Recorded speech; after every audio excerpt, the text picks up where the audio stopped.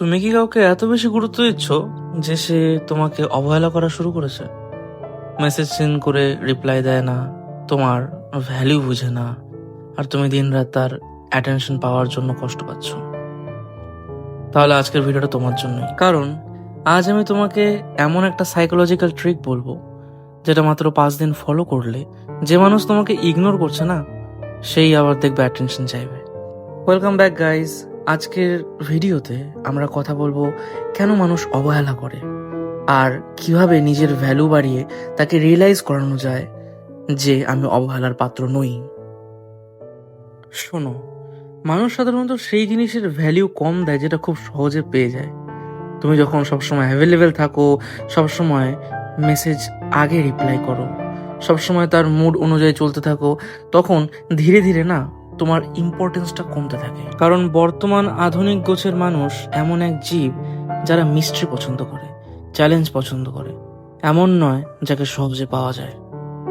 এতক্ষণ ধরে সমস্যাটা বুঝলে, এখন সমাধান বলি। করবোটা কি? করবো এই যে আজ থেকে শুধু 5 দিনের জন্য এই 5টা নিয়ম ফলো করো। 1 নম্বর হলো আগে মেসেজ করবে না। সবসময় তুমি কেন শুরু করবে? একবার তাকে ফিল করতে দাও যে তোমার অ্যাবসেন্সও তৈরি হতে পারে।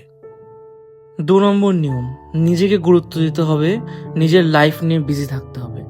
জিম করো, নতুন স্কিল শেখো, বন্ধুদের সাথে টাইম কাটাও, যারা গুরুত্ব দেয় তাদের সঙ্গে টাইম কাটাও। যখন তুমি নিজের লাইফ ইমপ্রুভ করবে তখন ন্যাচারালি তোমার ভ্যালু বাড়বে। নিজেকে গুটিয়ে ফেলার কোনো মানে নেই, বরঞ্চ নিজেকে আরো মেলে ধরার চেষ্টা করো যে আমি এটা। 3 নম্বর নিয়ম, সোশ্যাল মিডিয়াতে না সাইলেন্ট কনফিডেন্স দেখাও।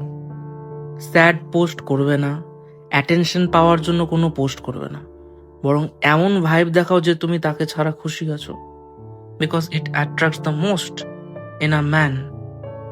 4 নম্বর নিয়ম, নিজের ইমোশনসটাকে কন্ট্রোল করো। বারবার কল করা, ইম্পালসিভ বিহেভিয়ার যাকে বলে, বারবার এক্সপ্লেনেশন, বেশি বেশি এক্সপেকটেশন, এগুলো তোমাকে কম করতে হবে, বিকজ অফ এগুলো তোমাকে উইক প্রমাণ করে। সাইলেন্সের অনেক দাম আছে। 5 নম্বর নিয়ম, সেলফ রেসপেক্ট কখনো হারাবে না। ভালোবাসা মানে ভিক্ষা নয়। যে তোমাকে ভ্যালু দেয় না তার পিছনে নিজের ডিগনিটি, সময়, এফার্ট নষ্ট করা বন্ধ করো। নো মিন্স নো, এটা এখন তোমাকেও বুঝতে হবে। যদি মনে হচ্ছে যে আমি আমার গুরুত্ব পাচ্ছি না এই মানুষটার কাছে, এই সম্পর্কের কাছে, তাহলে নিজের মনকে বোঝাবে যে এই মানুষটা আমার জন্য তৈরি হয়নি, এবং সেই সম্পর্ক থেকে ডিরেক্টলি মুভ অন, একদম কাট করে দাও সম্পর্কটাকে। এখন সাইকোলজিক্যাল রিয়েলিটিটা বলি তোমাকে।